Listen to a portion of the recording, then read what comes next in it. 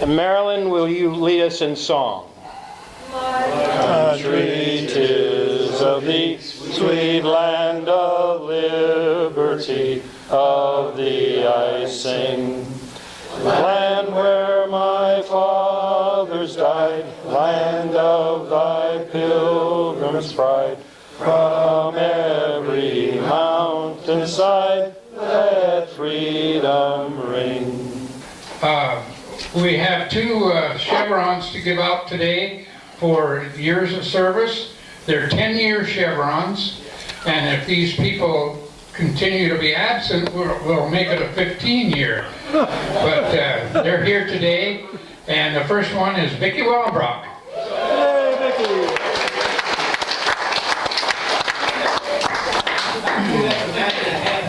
And I'm glad this guy is here today because, you know, he's going to get lost. He just said he's going to get lost for a while. Ken Patero, 10 years. Yay. And Lion Marilyn now. Acting President, Russ, fellow Lions and guests, it's Peace Poster time, and I just want to share, I learned so much following Steve around last year as District Governor, and probably became very inspired about some of the events. And one of them was at convention when they honored a young student from California with the Peace Poster Contest for International Poster. You know, these kids that are willing to compete come from all over the world, and the talent that they have for ages 11 to 13 is just amazing. So, you know, we're just a little part of it right here in Longview. I decided to pick this up. Last year, Hal was unable to run that Peace Poster, so I contacted Patricia Palmer at Three Rivers Christian and asked her if she'd be willing to help get some students to do that this year. So we only had 3 participants, but that's great, and hopefully we can continue next year and encourage it. I'm just going to give you a little trivia. Peace Poster Contest, the inaugural year of Peace Poster Contest is 1989. Also, as spouse of District Governor or partner in service, I had my own personal notebook. I think I shared that I've gotten this information. So it has wonderful information in it, and that was one of the pieces of information. The Peace Poster only began midway from the time we started. So Peace Poster every year has a deadline to get it in for the upcoming year's International Convention.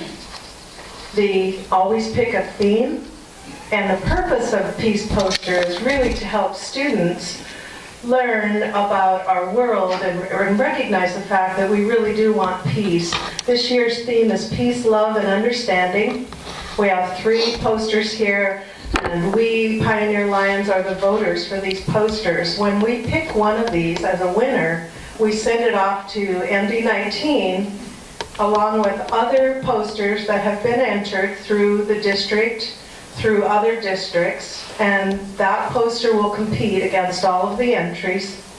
MD19 picks a winner and they send it off to LCI, International, and then they choose, I believe it is 25 or 26 posters. One is a winning poster, and that's all over the world, competition.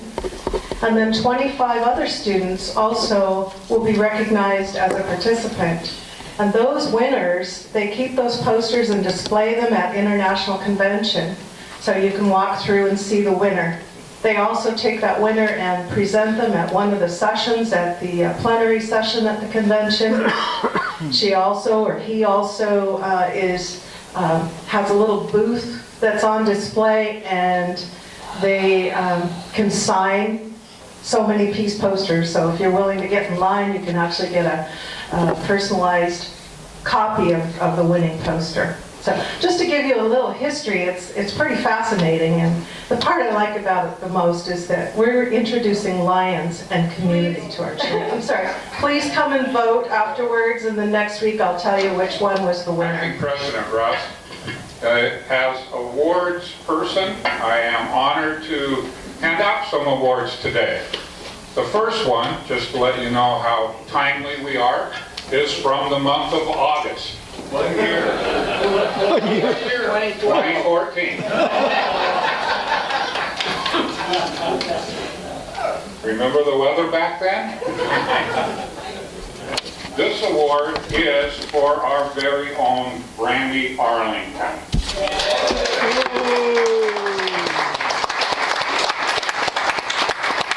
The reason for this award is because of her helping with labeling for the truck wagon and also for packaging of that too. Hardware for the, what do you call it? World Series. Well, the World Series. Did you not also help putting together the hygiene kits? Thank you. The word eluded me, among other things. No, that actually makes me. Thank you very much.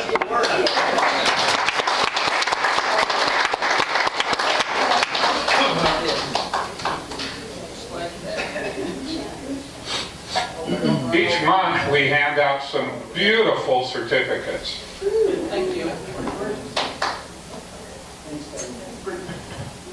Hey, you can see that far? I can't believe it. This award is for none other than the lady that takes care of us having these handsome awards to present to all you hardworking Lions, and that is Eileen Reinecke.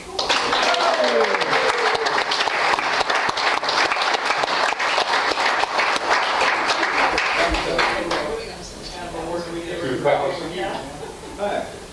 Eileen's been printing these since 2000. Funny how time slips by, isn't it?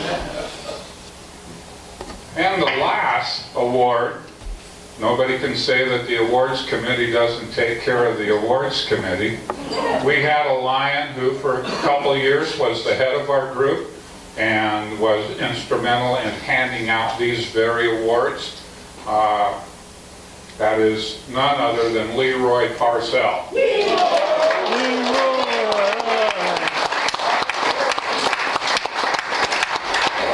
He's Lion of last month, which is September.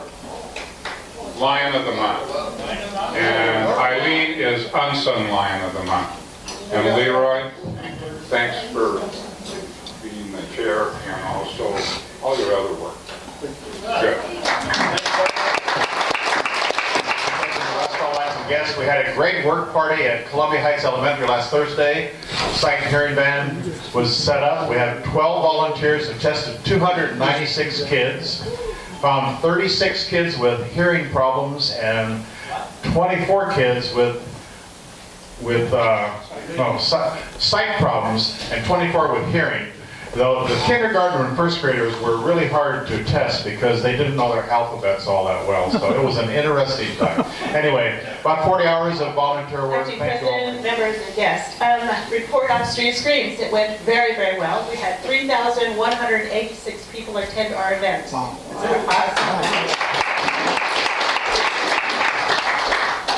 At the door, we got $1,704.14. And from the sales of the booths, we got $3,500. So a total of $5,204.14. And we have some expenses, roughly about $2,700. So we have a profit of $2,456 around in there. Yeah, the total hours worked was 354. That was 19 Lions. And 21 non-member Lions. I haven't got a report for the cans yet. I should be getting it today or tomorrow, so we did very well. And we got spew screens. We would have had it up in one day, but we ran out of screw battery. And we were able to take spew screens down in 3 hours and packed on the truck, ready to go back. It was awesome. The crew was just fantastic. All worked together and it went really smooth. Thank you so much. I'd like to ask, what's his name, that past president, Doug Harvey, if you would step up here, please.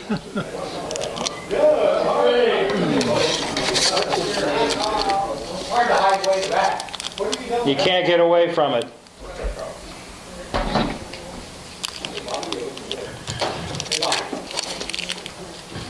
Doug, would like to present to you a Membership Excellent lapel pin for the membership that you drew into the club in the last year. So that's for you to put on your coat, and thank you for your work. Thank you.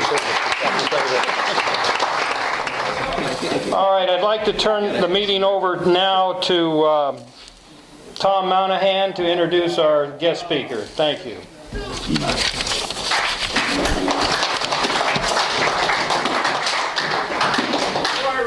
Thank you for the applause. Rousing applause. Right. If you remember, a couple weeks ago, we had the director of the United Way here to speak to us and talk to us about the United Way and the different agencies that benefit from the money that they raised. And so I thought that that would be a perfect topic for the speakers for the month of November to invite heads of the different agencies to come and speak to us. So starting today, I have Frank Morrison, who is the executive director at the Community House. Frank's been there for a little over 2 years, and he's going to tell you about the Community House and give a little background on himself. So let's give him a good Lions welcome to Frank Morrison.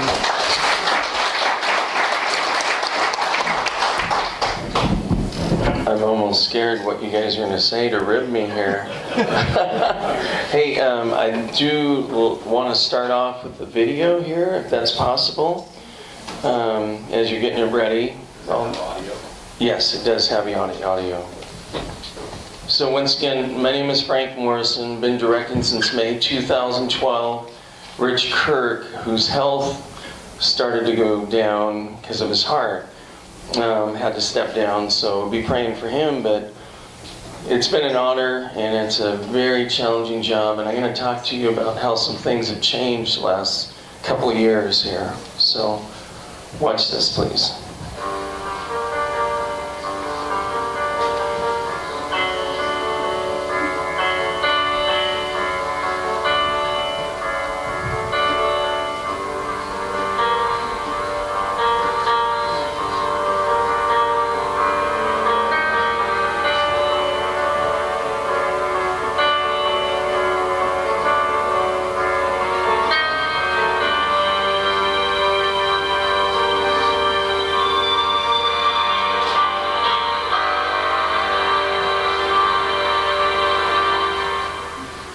We had 8 children. So he had 6 children of his own. And then I had my son, who was around 4 or 5. And then I had my baby, our baby, who was probably not even 10 months old. I was scared. I didn't know what we were going to do. I had never been homeless before, so it was a pretty humbling experience because I didn't know how we got down that far. It was devastating because we thought we had family to stay with and we didn't. My concept of a shelter was a gymnasium full of cots, or around people from Skid Row or something like that. When we brought the children in, they were all scared. We were all scared. And what we got here was kind of a feeling of home. There was bedding, there was clothing, there was food. We felt safe because we had our own rooms. And then when we would come down for dinner, we all ate together as a family. The staff was very accommodating because we had so many kids. They allowed us to come down before anybody and dish up the kids' food and set them down. And then, everybody, as far as families, would come in as well after that. And then the singles came in after that. We always felt protected. And anybody who came in here, they have to go through a police background check. And that is to secure the fact that there are no sexual predators here. So we felt extremely safe, especially for the children. That was definitely a must. They also set us up with daycare, so we could get out and look for jobs during the day. They helped us to set up our kids in school. They arranged for the buses to come. Because of Community House, I was introduced to an action plan, and part of that action plan was going to 12-step meetings. And because of 12-step meetings, I started my recovery and became clean and sober. And because of the case management and the staff and the action plan and the director of the community house, I was able to move forward in my life and make some really positive, huge changes. You were either working in God's closet, or you were working in the kitchen, or cleaning bathrooms, or washing down walls, or vacuuming, or folding laundry. You put in your time as a resident to kind of like pay back, some of the services that you were getting back from the community. And we would wash down walls and rails, bleach down toys in the family room, so it would always stay sanitized and clean, so germs weren't being spread around or sickness. When I was doing my volunteer time, it's like as a resident, I already felt down low when I came in.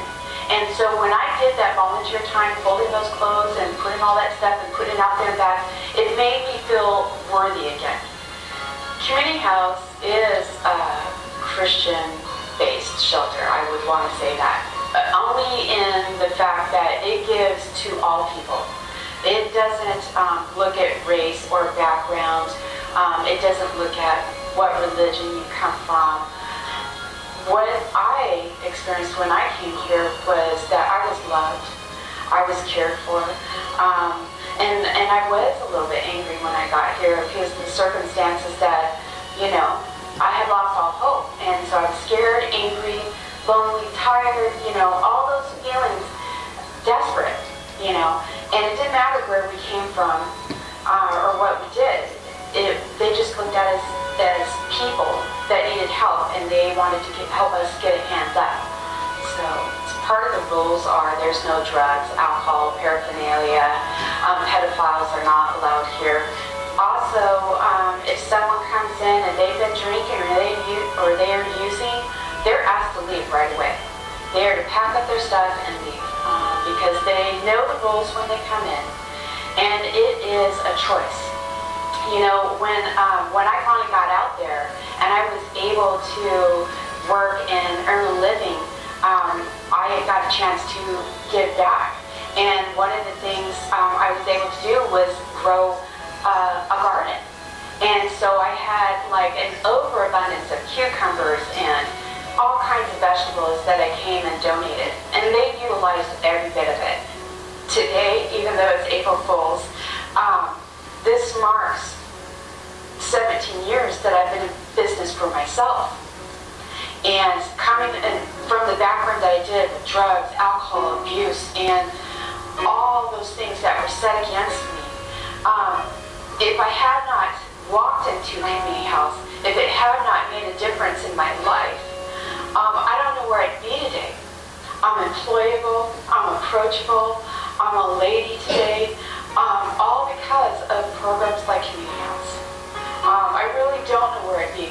And, to be truthfully honest, I don't know where my kids would be without the Community House.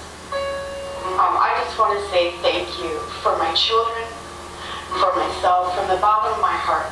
I say thank you because you helped me to change my life. Without you doing that, I don't think I would have had a chance. And because of that help that I got, I'm successful today. Thank you.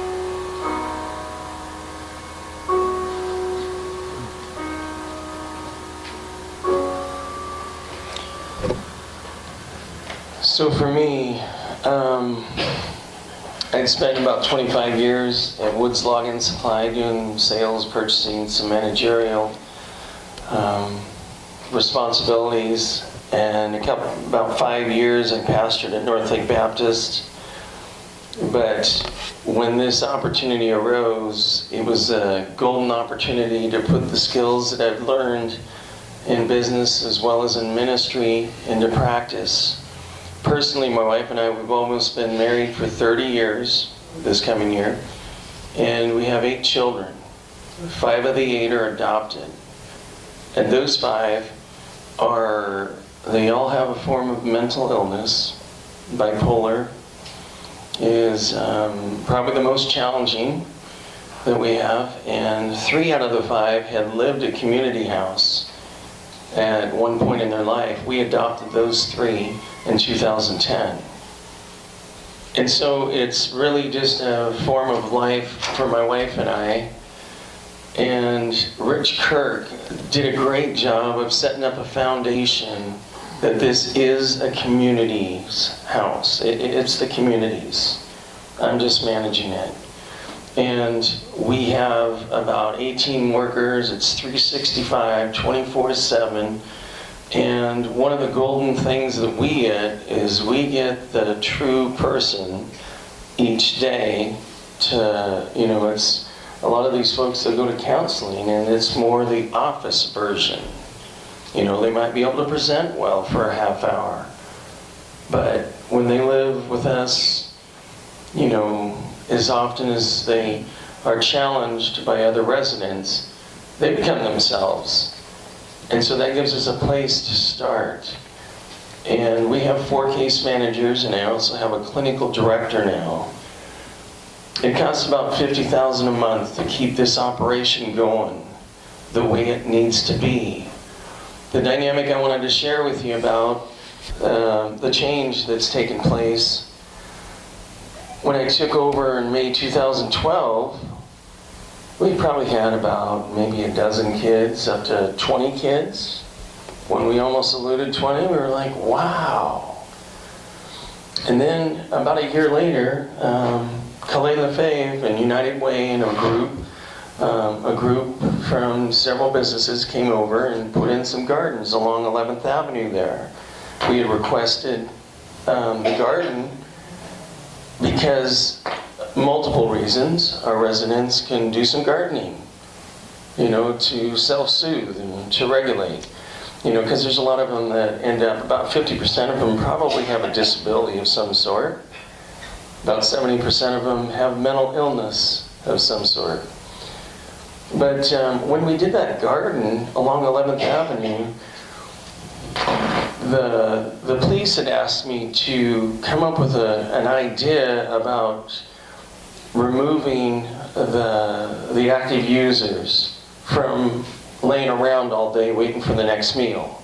Because we would feed those that are actively using, but yet all the while we're having 100 people in our building that are required to stay clean and sober. So we were kind of splitting 2 missions there. You had 2 different populations, one trying to get off of substance abuse and one that's still using. And we kept going on with it, but we did notice that when we put the gardens in, there would be 30 to 35 children. And then last winter, in January, February, a lot of our staff got the flu really bad, and a lot of our residents. In order to curtail the exposure, we made a decision to stop feeding the non-residents. And I know it was a hard sacrifice, a hard decision our board had to make. But when we did that, we started realizing something. We had a couple of those guys that were regular attenders to get a meal. They said, oh, now we got to use the food stamps for food. And I'm like, what? Yeah, now we got to use them for food. Because the meal, the breakfast and the dinner, took care of their food, and the food stamps they had, they could sell. And we were like, well, that's the last thing in the world we want to do is sponsor your drug habit. I'm not saying that to them, but, and also, do we want to tempt those that are in the shelter trying to get their lives straight? Because it derails them so much. And so anyhow, the board had made a decision, couple of months, no, we can't, we got to focus on the 100. Well, we decided to long-term it because this is good for our mission. Our staff is not overwhelmed as much. You cut down on the level of risk because we have people come in with knives, and more than likely they had drugs on them. And if one of our residents was having a weak day, $20 for a hit of meth, or, and I don't want to do that. I don't want to be a part of compromising what they're trying to not do. So what we started to see was 40 to 45 kids, and then 50 to 55. And today we got 59 children. Today, with 61 adults. We had a day last week where it was 56 children and 55 adults. So you see the percentage went from like 10%, 15%, 20, 30, 40, now we're at 50% children. What does that say? Is it just the economics? Is it, and I think there's some contributing factors. I honestly believe that we took some safety precautions. We got security cameras, like 30 of them up there, thanks to the Healthcare Foundation. We've had all our windows replaced, thanks to P&E and both Rotaries. And we also we're staffed appropriately. When I came there, we weren't. We only had 1.5 case managers. And how is 1.5 case managers going to help 50 or 60 adults? It's not going to happen very effectively. So we gradually, with the United Way, they paid for one. With the $32,000 they gave us last year, that helps pay for a case manager. And everyone makes missionary wages there. They don't make really, there's only a few that make a survivable wage. I would love to pay them for what they're worth because it's a very difficult job. But the fact is, we've beefed up on our security. We've cut down on the risk of folks coming in. And now we have to just make sure and protect the children. Out of those 59 children, half of them are 5 and under. So, what do I do with my other time? I'm on the Head Start board. I'm telling Sandy, I need you guys. The 5 and under kids need to get in. And maybe you saw it last week. It was in the paper. We carved pumpkins, and we do little venues so the kids can feel some normalcy. But you don't feel bad that they're there. I want you to feel good that we've got them out of whatever dysfunctional situation they might have been in. Yes, I know Michelle said, I don't know how we fell off so far. And a lot of people do think they have family, but it comes up short, especially when you got kids. So we got 43 rooms. We've been renovating them. The rug is like 20 years old. It's disgusting. And we just need help. We need financial help, just to pay the bills. Our water bill's it's between $2,500 and $2,900 a month for water, sewer, and garbage. Because we want them to smell good. We want them to shower, and we want them to wash their clothes. And so in a year's time, we'll have sheltered, clothed, and fed like 675 people. And this year, you saw on the video, it said 108 children in 2012. Well, it's going to be at least double that this year. At least double that. And so, if we don't do something now and do it right, homelessness will be exponential in the near future. And that's not just me smoke blowing. If you have 3 to 5 kids from a family, and children often follow some of the ways of the family, we could be in trouble if we don't address this right. And I'm really challenging the community to step up, because we do a handout, not a handout. We do call people up to responsibility to take care of the children they brought in the world. We call them up to work at the shelter. That's how the shelter gets cleaned. That's how the old Broadway hotel gets maintained. And we get a lot of donations from food and clothing, and this time of year people are pretty generous. But I want you to know we need to keep it staffed well for the security and the sake of the children. And we need to do this right. And I just appreciate you guys having me here. Thank you. Yeah.